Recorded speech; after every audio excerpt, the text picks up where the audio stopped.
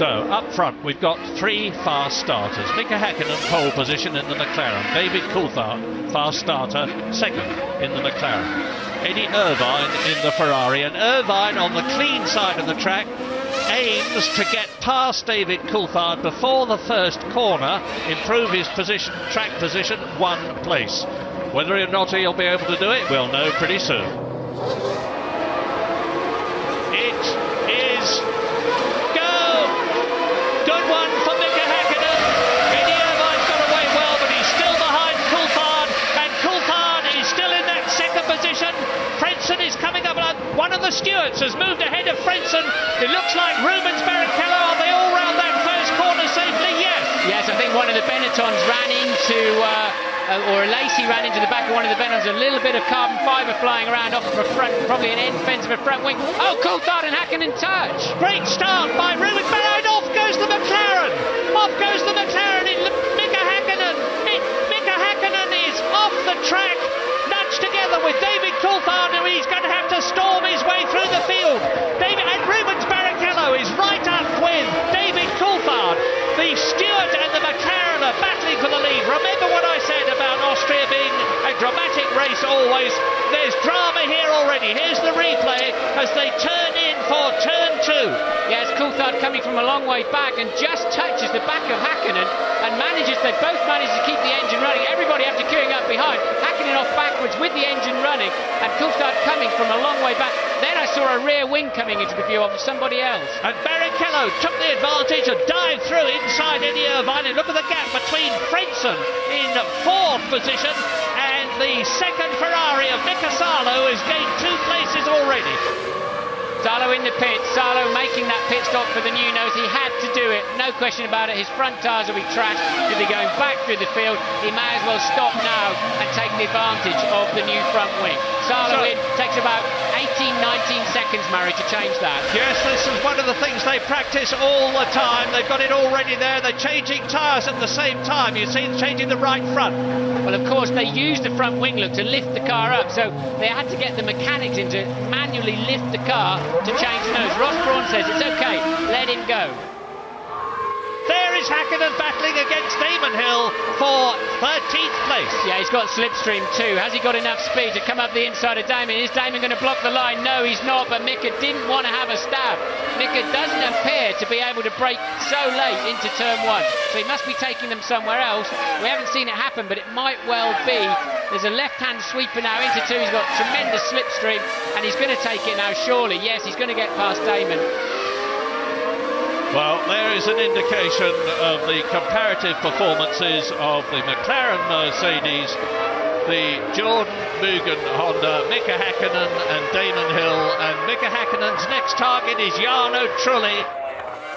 Well, the interesting thing to me in this race so far, apart from the collision between Coulthard and Rubens Barrichello, is the fact that Eddie Irvine, that's Ralf Schumacher off the track from 6th position and out of the race. He's not going to get out of that. Now the question is, will they have to bring out the safety car to get that Williams off the track? There should be a crane in there somewhere, Murray. That cost Mika Hakkinen the chance to overtake the Prost of Panis, because he was all set up to overtake him, and then wisely saw the yellow flags for Schumacher's spin. That's the first mistake we've really seen from Ralf. Ralf coming up the inside of Dinitz, brakes too late, gets out of shape, locks the rear wheels under braking, trying not to run into that VAR, jumps on the throttle pedal, then jumps on the brake, look, and I suspect, then he's just got one wheel sitting in the dirt, no way to find any kind of drive to get it back on the road. First real, and here's Hakkinen having another go. Jarno Trulli for now 12th position. John Lacey, Alex Woods and Mika Hakkinen in the McLaren going past Woods as they come up to turn 2. Is Woods going to give way? Has Hakkinen got the line to get through? No, he has not. Woods holds the racing line and he is in 9th position. Woods, so Mika Hakkinen is now up to 10th place, 4 places off a World Championship points position on lap 13. Here comes Hakkinen with a slingshot, because Woods had to defend his line and was slow out of turn 2. Hakkinen with a good slingshot, makes it stick. Beautiful driving coming in from Mika Hakkinen. Here's Hakkinen having a go at the back of Lacey. Down the outside of Lacey's positioned his car nicely, and Hakkinen can do nothing about it except try to get a better run out of the corner.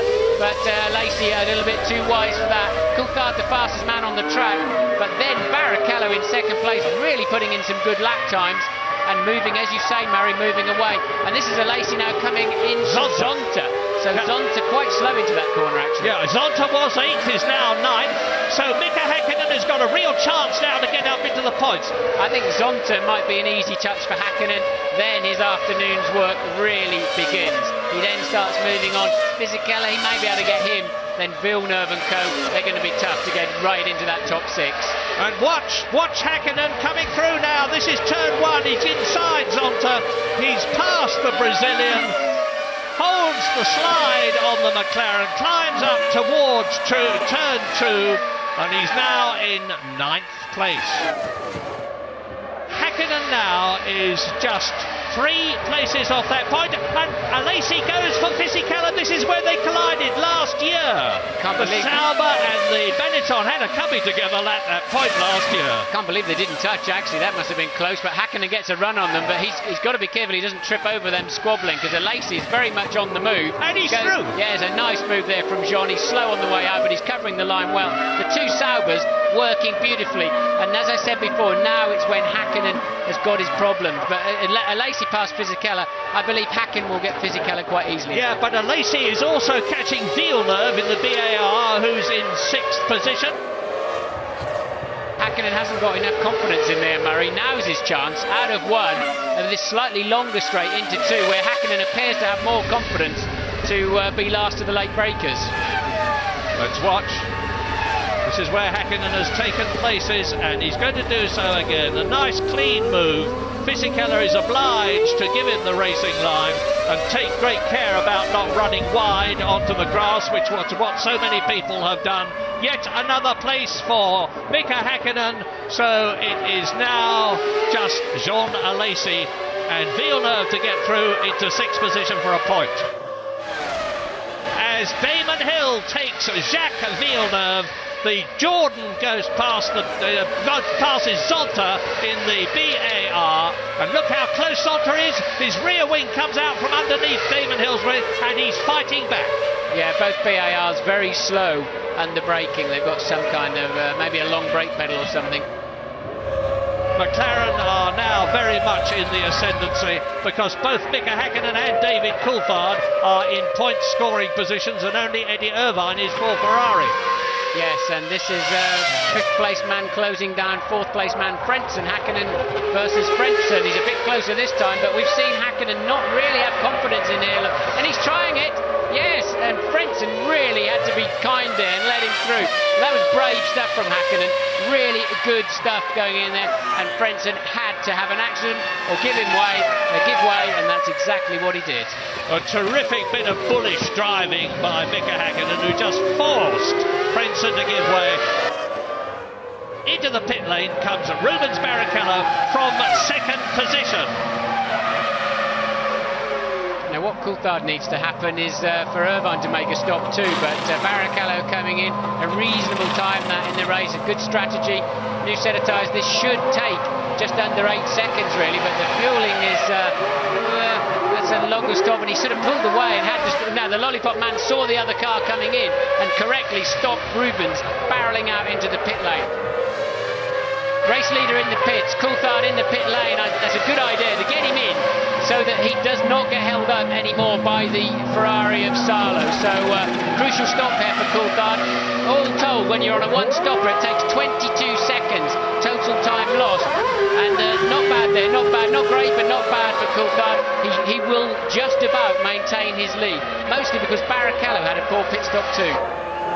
Here comes the Ferrari into the pit lane. Well, it's going to be incredibly close, Murray. 22, 25 seconds. It's very, very marginal how much you need here for a pit stop. It's David Coulthard and it's Hightower Frentzen. Nice stop by Ferrari. Is it good enough? Oh, is it good enough? Well, it's good enough so far. It is. Look, Coulthard just coming out of the last corner, Murray, there. Coulthard coming under that bridge.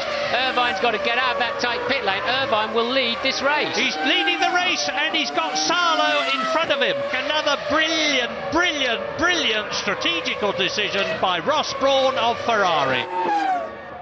Hakkinen has a look at turn one, gets right up on the rear wing of Rubens Barrichello in third place. And I say again, the point that they're coming to is the one that Mika Hakkinen has been so strong at in the past. He's passed at least 4 drivers at this turn 2. This is crucial. Barrichello going in there a little bit deep. This is crucial for Hakkinen. He's 19 seconds behind Irvine with 22 laps left to go. If he's going to win this race, he needs to clear Barrichello quickly. He's got a good run there. That'll be brave if he goes in there. Barrichello saw him coming, moved out of the way. Hakkinen manages to keep it somehow on line. As I said, crucial move. Mika had to make it stick and get on with the race. And that is out goes Rubens Barrichello. Oh dear, Rubens Barrichello from a fine 4th position, having been 2nd for so long. That means that Frentzen moves up to 4th, Woods moves up to 5th, Fisichella moves up to 6th. And David Coulthard just put up his fastest lap of the race, and he's close, as you can see, right up on the gearbox of Eddie Irvine on lap 70. There's only 1 lap to go at the end of this one. And Irvine locks his wheel. He's going to run a little bit wide. Nothing desperate, but enough to give Coulthard a sniff, that's for sure. So Irvine lost a couple of tenths going in there. You can tell he's on the ragged edge. This is going to be a very exciting last lap. It sure is, but if Eddie Irvine, he does it again, he knows the pressure's on him. That's the information Coulthard needs. He knows if he gets a sniff, he can outbrake Eddie Irvine. He's struggling. His front tyres must be getting pretty worn. He's struggling to slow down, but can Coulthard get near enough? Doesn't look like it from there, does it? And out goes Fisichella. That's Fisichella out in the Benetton. That will let Jarno Trulli up into 7th position. The engine goes on Fisichella's Benetton, and he looks ruefully at the Supertech lump behind him as Eddie Irvine starts his last lap of the Austrian Grand Prix in a magnificent lead from David Coulthard. Can he hang on for this last 2.7 miles? Unless he makes a very bad mistake. Coulthard's not near enough to really make Eddie move offline to defend. So I think when David had a stab on the last lap, he actually dropped back a little bit. He did. He lost a tenth of a second. So I think Irvine has just got to be calm now the last few corners. There's a yellow flag down there. That helps Irvine, because that's another place where Coulthard cannot overtake. But Coulthard's not near enough. Look at the black smoke pouring off those front brakes. But there seems to be enough meat on them, and very little braking to be done now till the end of the lap. So if he has got any kind of braking problem, then it's not going to show up. Well, Irvine has already had a first, a second, a third, a fourth, a fifth and a sixth in this race. He's coming up to the last 2 corners now. He's got a tail ender in front of him, but it looks very much as though it's going to be his 2nd win of the year. But not if David Coulthard can do anything about it in the closing stages of this race. This is the last corner, and Eddie Irvine wins brilliantly the Austrian Grand Prix. Well done, Eddie Irvine. Ferrari continue to lead the Constructors' Championship, and Eddie Irvine has closed to within 2 points of Mika Hakkinen for the Drivers' Championship lead. With a truly inspired drive as Hakkinen finishes in 3rd position. The champagne! I'm surprised to have beaten them yet, but at the same time I knew we weren't a second off them yesterday, and I knew we would be closer. You know, I reckon really yesterday we were about half a second off, and today normally in a race we go better, and I thought, you know, if we get the strategy right we can do the job.